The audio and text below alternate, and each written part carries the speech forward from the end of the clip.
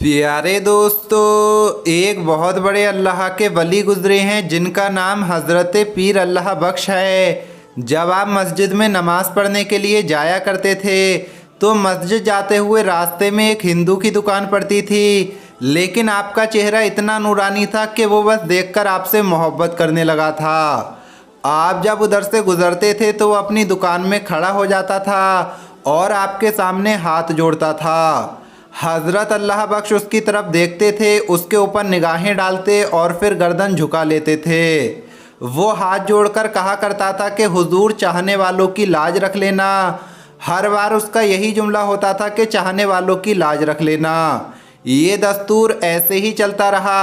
जब आप मस्जिद जाते तो वो आपको देखता और हाथ जोड़कर खड़ा हो जाता और कहता कि हुजूर, चाहने वालों की लाज रख लेना।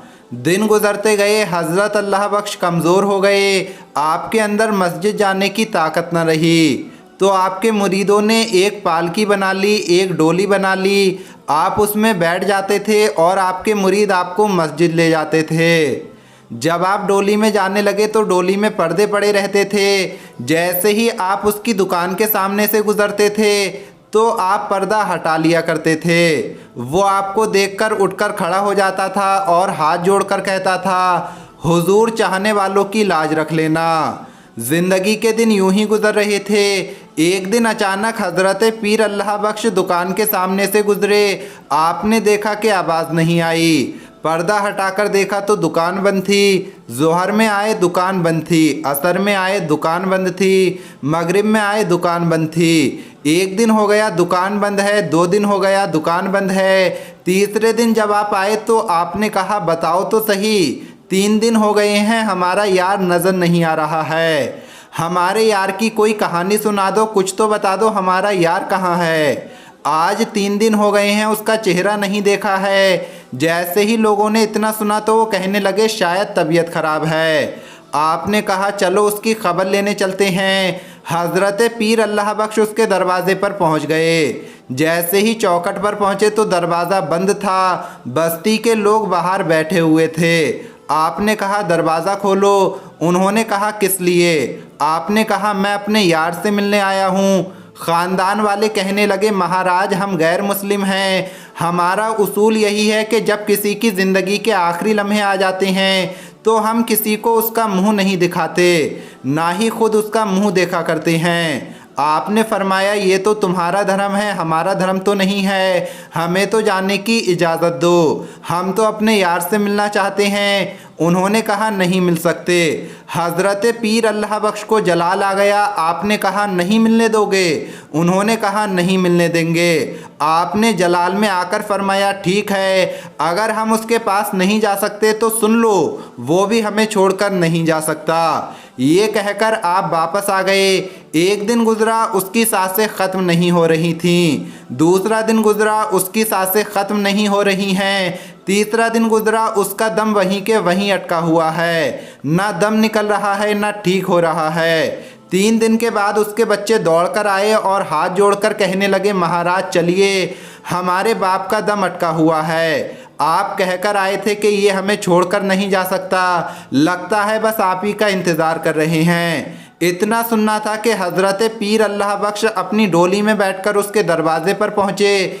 जैसे दरवाज़े पर पहुँचे तो दरवाज़ा खोला गया।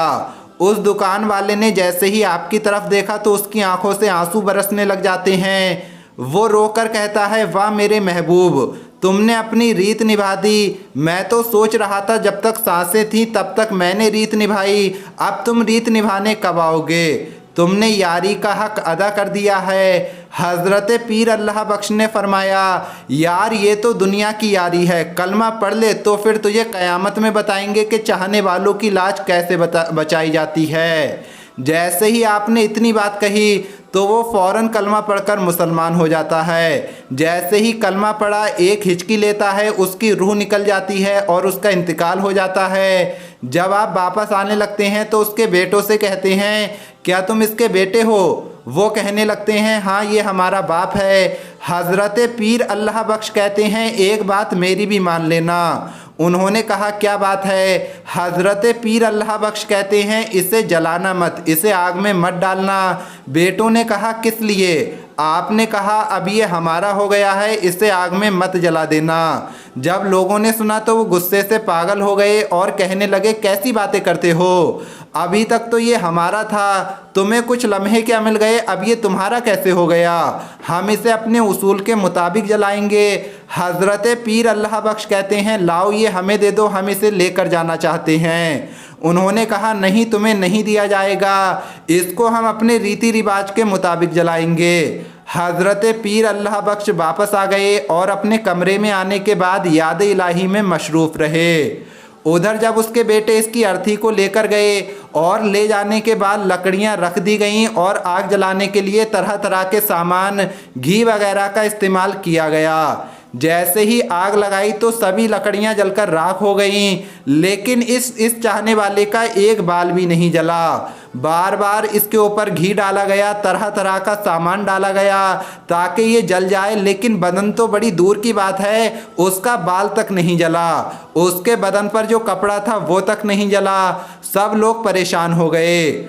उन्होंने उसे उठाया और उठाने के बाद अल्लाह बख्श की चौखट पर आए और कहने लगे बाबा तुमने सच कहा था, ये तो तुम्हारा हो गया है, हमने कोशिश की लेकिन इसे आग ने नहीं जलाया।